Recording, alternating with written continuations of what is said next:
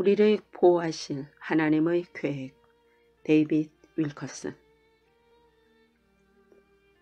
주님께 의지하는 것이 환난 때에 보호받는 유일한 길이며 그리고 그 길만이 온전히 실질적인 길입니다. 우리가 그분께 가서 구하지 않으면 하나님께서 우리를 인도하시는 것을 기대할 수 없습니다. 하나님은 그분의 백성이 다른 곳에 가서 조언과 인도를 받는 것을 허락지 않으십니다. 하나님을 섬기지 않는 경건치 못한 자들을 신뢰하면 악인으로 간주됩니다. 도움을 구하러 애굽으로 내려가는 자들은 화 있을진저 그들은 말을 의지하며 병거의 많음과 마병의 심히 강함을 의지하고 이스라엘의 거룩하신 이를 앙모하지 아니하며 여호와를 구하지 아니하나니. 여호와께서 이와 같이 말씀하시니라. 무릇 사람을 믿으며 육신으로 그의 힘을 삼고 마음이 여호와에게서 떠난 그 사람은 저주를 받을 것이라. 우리의 흑암의 시간은 그리스도의 능력의 시간입니다. 하나님의 능력의 시간은 그의 백성들의 힘과 능력이 막바지에 이르렀을 때 항상 계시되었습니다. 주님은 우리가 가장 낮은 자리에 이를 때 그분의 능력을 증명하셨습니다. 우리는 역사상 가장 어두운 시기를 맞고 있는지도 모릅니다.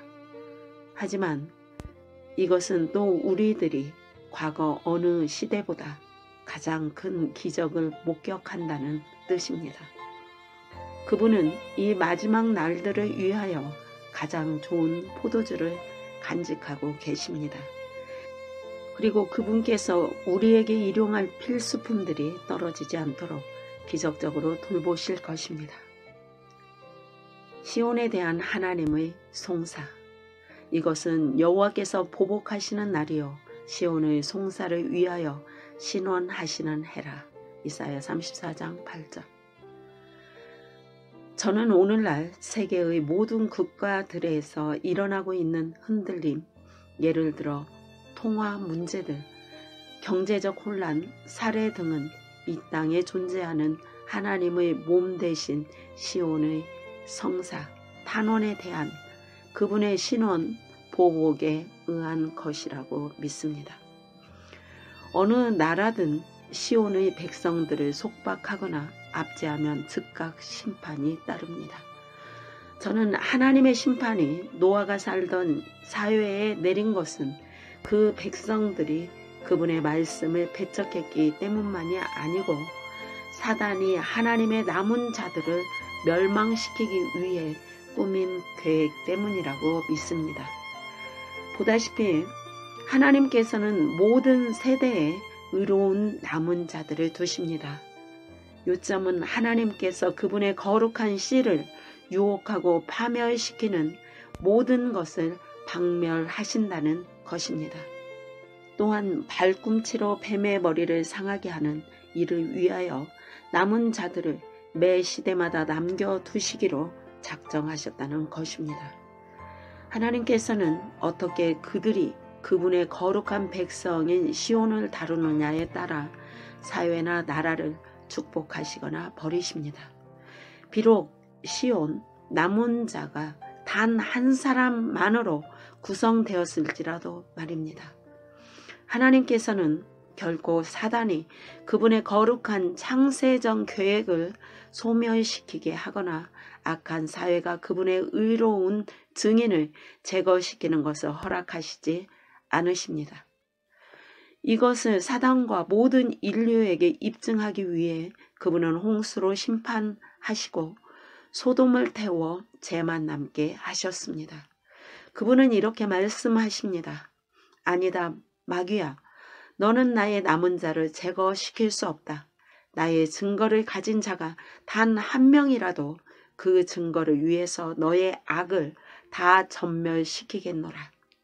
지옥의 문이 시온을 이기지 못할 것이니라. 내가 이 반석 위에 내 교회를 세우리니 음부의 권세가 이기지 못하리라. 십자가에서 패배하여 땅에 떨어진 후 마귀는 오직 단 하나의 목표에 초점을 맞추고 있습니다. 그것은 시온을 속이고 멸망시키는 것입니다. 지금은 하나님의 백성들을 휩쓸어 가기 위해 더러움, 죄악, 속임수, 엉터리, 교리, 가짜 종교의 범람을 고안해 냈습니다. 모든 시온의 시민들을 삼키기 위해 이러한 홍수를 사용하기로 결심했습니다. 그리고 바로 지금 우리는 이 악마의 홍수로 가득 찬 광포를 체험하고 있습니다. 얼른 보면 정치적으로 옳은 정치인들, 판사들, 그리고 교육자들이 하나님의 남은 백성들과 증거를 제거하기 위해 사단과 동맹하여 노략질하고 있습니다. 우리는 역사를 통해 오직 그분의 증거를 보호하기 위해 도성들과 민족들과 왕국들 전부를 하나님께서 넘어뜨리신 것을 모았습니다. 예수님을 위한 그분의 교회를 흠 없는 신부로 보호하시고 보존하시기 위해서라면 하나님께서는 한 나라라도 주저없이 넘어뜨리실 것입니다. 기도를 통하여 보호받게 하십니다. 우리의 안전한 장소는 우리의 비밀스러운 기도실입니다. 그 은밀한 장소는 여러분이 상담받는 장소요, 안전이 보장된 장소입니다. 그러나 하나님은 불이 죽은 패배자의 마음가짐으로 기도하는 사람들의 기도를 즐겨 듣지 않으십니다. 왜냐고요? 그분은 그분의 자녀들이 하나님의 임재 앞에 구걸하는 사람처럼 굽신거리며 나오는 것을 원하지 않으시기 때문입니다. 미래의 모든 필요함을 공급해 주시고 우리를 만나달라고 간청하면서 과거에 이미 우리를 위해 해주신 일들을 묵과해 버리면 주님의 마음은 어떠할까요? 우리를 모든 환난으로부터 헤쳐나올 수 있도록 해주시고 우리에게 승리를 허락하신 하나님께 감사드리지 않고 도와주신 과거의 일들을 인정하지 않는 것은 하나님을 정말 슬프게 합니다. 다가오는 환난 속에서 우리가 안전하게 보호받기를 원하면 우리는 오늘 당장 감사함으로 하나님께 나아가 아뢰어야 합니다. 여러분의 모든 약함과 결점에 대해 불평하지 마십시오. 그 대신 그분께 감사드리며 아버지, 저는 제 안에 사시는 주 성령님을 인해 감사드립니다. 저를 변화시켜 주시고 제게 당신의 말씀을 깨닫게 해주시고 당신을 순종할 소망을 허락하시니 감사합니다. 지금까지 주신 모든 축복을 감사드립니다. 라고 말씀드리십시오. 우리는 그분 안에서 비굴하게 구는 것을 그만두어야겠습니다. 그 대신 우리는 기도해야 합니다. 네, 주님, 저는 환난을 통해 열심히 기도하겠습니다. 그리고 저의 기도를 들으실 줄 믿습니다. 당신께서 저의 가족을 책임져 주실 것을 믿습니다. 그리고 주님은 굶주림과 정처 없는 고난으로부터 신실하게 보호하실 것입니다. 당신께서 다가오는 공포와 기근의 때에 저희들을 위해 상을 베푸실 것을 믿습니다. 그리스도께서는 그분을 구세주와 공급자로 온전히 신뢰할 남은 자들을 찾으시는 마지막 기회로 그분의 택하신 백성들을 광야로 인도하고 계십니다. 그분은 자기 생활을 지탱하기 위해 안달을 내며 걱정하는 사람을 보십니다. 오늘날 많은 성도들이 하나님의 것들에 무관심하고 냉담해져 버렸습니다. 그 대신 그들은 세상적인 일들과 물질적 추구에 둘러싸여 있습니다. 그들은 마음을 다하여 그분을 찾을 시간이 없습니다. 하나님은 그분의 교회를 시험하시기 위해 곧 광야로 인도해 나가실 것입니다. 우리들의 인간적 안전을 위한 비축물들을 다 벗기시고 그분만을 온전히 의지하도록 만드시는 것입니다.